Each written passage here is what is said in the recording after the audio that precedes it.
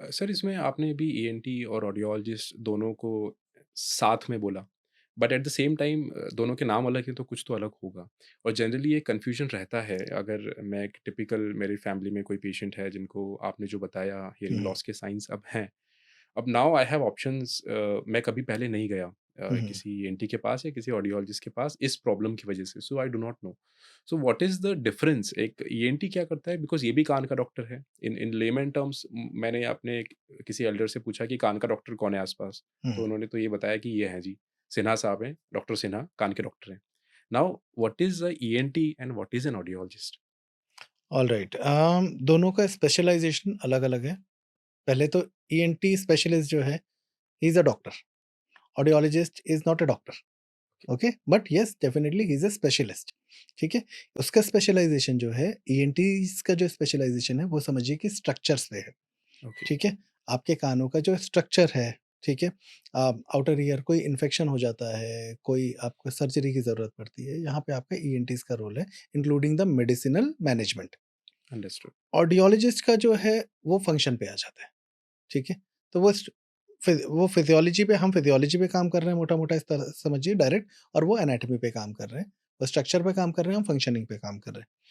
Hearing functioning है, vestibular या फिर चक्कर आने की परेशानी होती है, ये फंक्शन है। हम काफ़ी सारी चीज़ें हम दोनों में कॉमन है, ठीक है? और राइट, काफ़ी सारी राइट। चीज़ें, and also it comes on the diagnostic. जब डायग्नोस्टिक्स आ जाता है, जैसे आपका हियरिंग इवैल्यूएशन आता है, तो उसमें हमारे को ज़्यादा ट्रेनिंग दी जाती है। हुँ, हुँ। तो हमारे पास ज़्यादा ज्ञान है, मतलब इसका मतलब नहीं है कि उनके पास नहीं है, बट आप एक्सपर्ट हैं फॉर्मल उसमें। फॉर्मल जो हमारे को पढ़ाया जाता है, वो हमारी क्लासेस ज़्यादा होती है। अंडरस्टूड। ऑडियोमेट्री हो या फिर इलेक्ट्रोफिजियोलॉजिकल टेस्ट हो, एक बड़ा कॉमन है, ऑडियोलॉजिस्ट को सिर्फ ऑडियोमेट्री से ही समझा जाता है, ठीक है? ऑडियोलॉजी में ऑडियोमेट्री जो है, वो एक छोटा-सा डॉट है, बहुत बड़ा ओशन है इसके अलावा भी। तो ये भी एक बात हमें समझनी चाहिए, बट एनीवेज़ तो this is the like main difference, कि अगर hearing, hearing loss, hearing aid, ये सारी चीज़ें आ जाती हैं, it comes to the audiologist. कान में अगर सबसे पहले पेशेंट एक आता है और प्रेज़ेंट करता है, जैसे आपने बोला कि परेशानी आ रही है, किसको दिखाऊँ? हुँ, सुनने की परेशानी है जी, और बाकी के हियरिंग लॉस के सिम्पटम हैं, तो आप ऑडियोलॉजिस्ट के पास जाइए।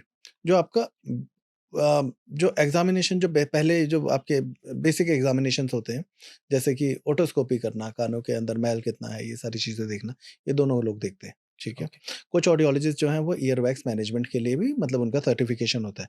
तो जो सर्टिफ़ाइड है, वो वो कर सकते ईयरवैक्स हैं। निकाल लेते हैं, ठीक यस, है?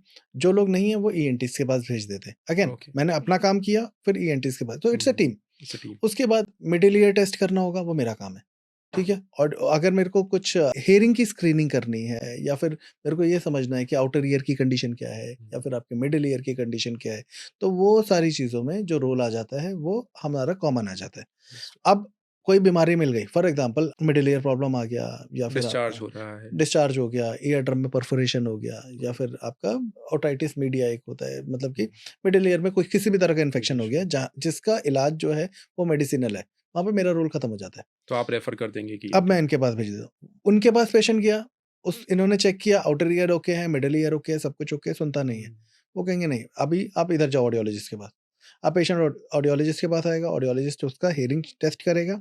हियरिंग टेस्ट करने के बाद अगर हियरिंग एड लगेगा, तो तो ये रिकमेंड करेंगे। एक कंडीशन है कि हियरिंग टेस्ट किया, हियरिंग लॉस इतना निकल गया, फॉर एग्ज़ाम्पल छोटा बच्चा आ जाता है, ठीक है? हियरिंग लॉस इतना निकल गया कि अब तो हियरिंग एड भी काम नहीं करेगा, तो he is a candidate, the बच्चा is a candidate for cochlear implant. Okay, surgery करेगा ईएनटी सर्जन, उसके बाद दोबारा हमारे पास बच्चा आएगा, बाकी का जो मैनेजमेंट है, फिर तो आवाज़ कितना मैनेजमेंट। रखना है, कितना नहीं रखना, तो इस तरह से like we both are working together as a team. Understood, understood. So दोनों ही जैसे आपने बताया एक एक्सपर्टीज़ है, दोनों के अपने-अपने डोमेन्स हैं, लेकिन एट द सेम टाइम वो ओवरलैप भी करते हैं and there is a very good system of referrals. अगर आपके पास कोई पेशेंट अगर आ जाता है, तो आप डेफिनिटली उसको डायग्नोज़ करके रेफर कर सकते हैं। Yes, same is with the ENT also. Correct, no मतलब प्रॉब्लम। आपके एक ऑडियोमेट्री के बेसिस पे वो पेशेंट का सर्जरी कर सकता है, करते हैं।